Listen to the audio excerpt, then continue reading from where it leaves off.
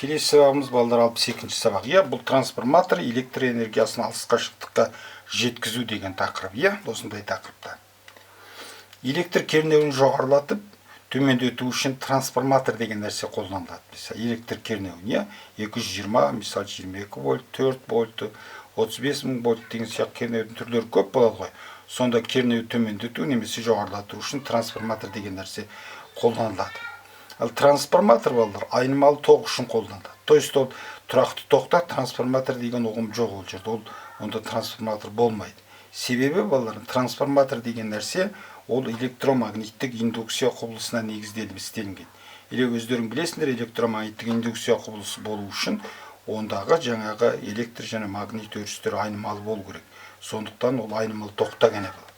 Сонда трансформатор деген нәрсе былай істелінген қондырғы болады. Ол өте қарапайым да бүйтіп тұрған.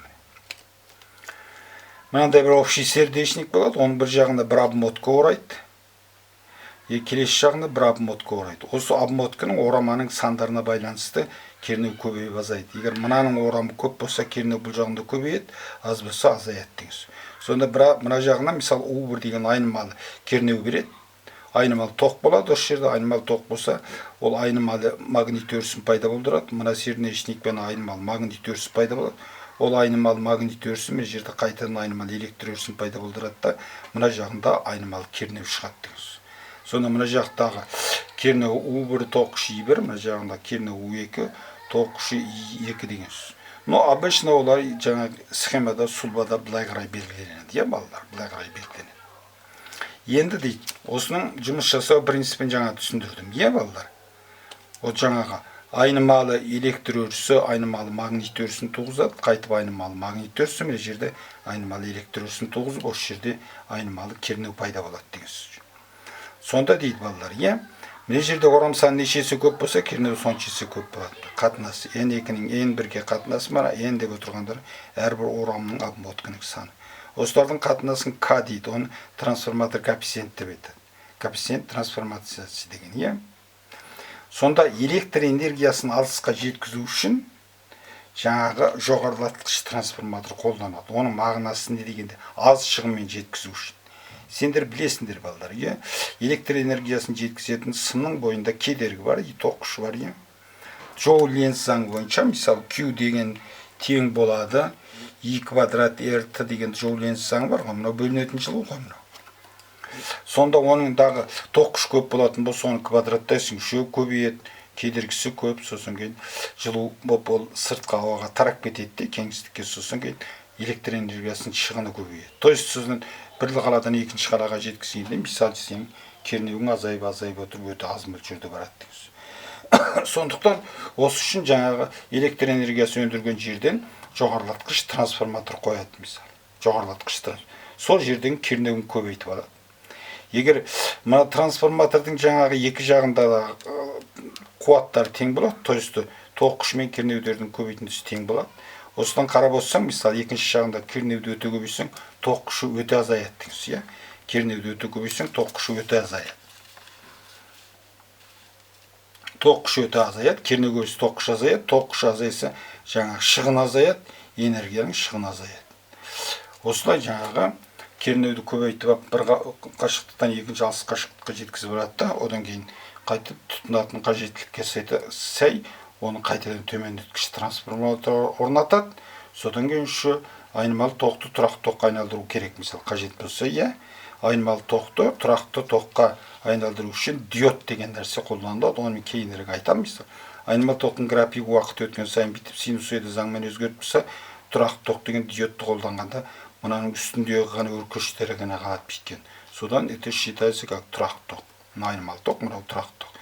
Сонда мысалы мына электр шамы тұрақты тоққа жұмыс жасайтын болса, егер сенде жаңағы тоқ көзі айнымалы болатын болса, сен мына жерге диод қоясың, сонда мына диодтың стрелкасы көрініп тұр, былай қарай жүрген ғана тоқты өткізеді де бүйтіп, кейін қарай жүрген тоқты өткізбейді.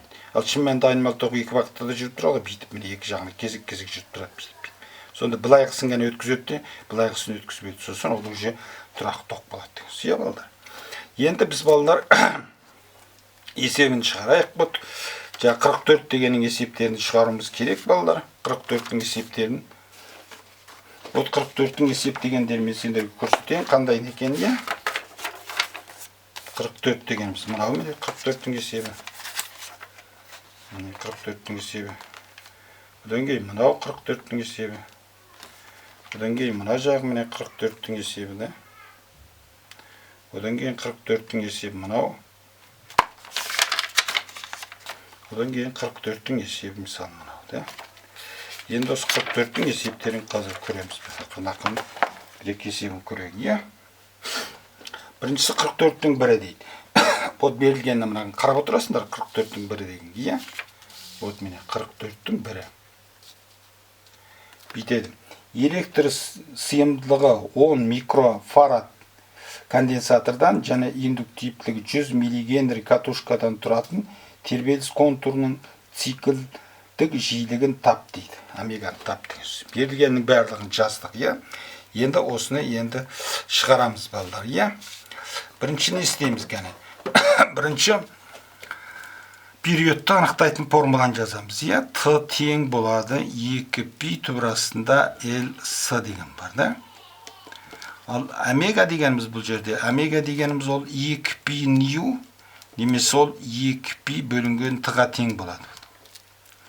Енді осыдан жаңағын табатын болсақ, 2π, енді тының орнына қоям ғой, 2π түбірасында L деген, мынау Томсон формуласы деп айтылады, мынау білесіңдер, да. Осыдан 2π қысқарады, сонда 1 бөлінген L болады, да.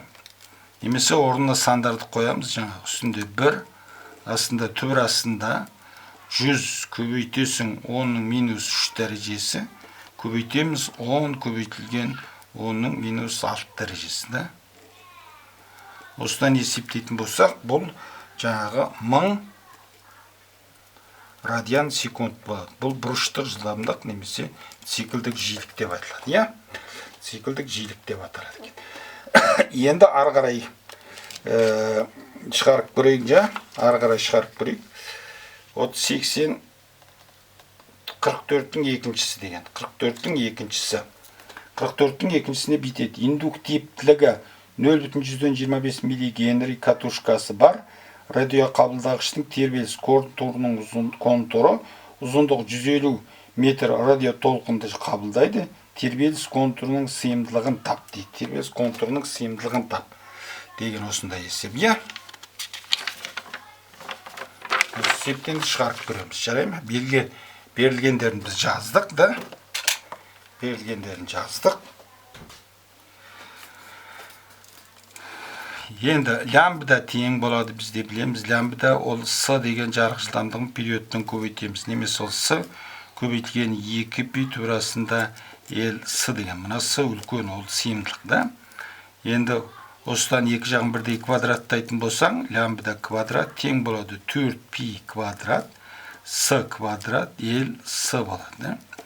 Осыдан С-ны табамыз. С тең болады лямбда квадрат бөлінген 4π квадрат С квадрат L болады. Орнына қоямыз жаңағында. 150-дің квадраты астында. Вот мына 4π квадрат дегенді жоқшаммен 40 деп ала береді. Пи квадратың 10-ға тең дейді. 40 көбейтесің 9 көбейтілген 10-ның 16 дәрежесі ол С квадрат. Көбейтесің 0,25 көбейтілесің 10-ның минус 3 дәрежесі деген, е. Бұдан сонда шығады екен, неше дейді?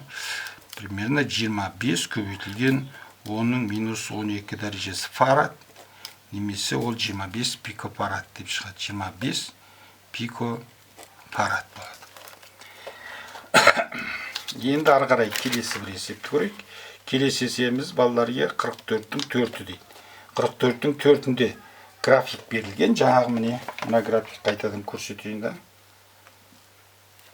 Осы графиктен дейді бізге балалар, иә. Графиктен табу керек міне. Кернеудің амплитудалық мәнін табу керек, период табу керек. И жаңа үші пи бөлінген, фазасы пи бөлінген 3-ке тең болғанда, фазасы пи бөлінген 3-ке тең болған кездегі кернеудің лездік мәнін табу керек. Графиктен қараймыз бізге УМ онсы да графикте көрініп тұр. 150 вольт, да? 150 вольтты. Периоды тоже толық бір тербеліске кеткен уақыт тоже графиктен қараймыз. Т тең 0,08 секунд болады. Ал енді нені табайық жаңағы уды табатын болсаң, жаңағы у тең болады 150, көбейтесің жаңағы синус пи бөлінген 3-ке да, пи бөлінген 3 дегеніміз 60 градус қой, ол значит 150 көбейтесің 0,866 болады, иә. 0,866 болады. Ол сонда жаңағы 129 вольт болады екен да.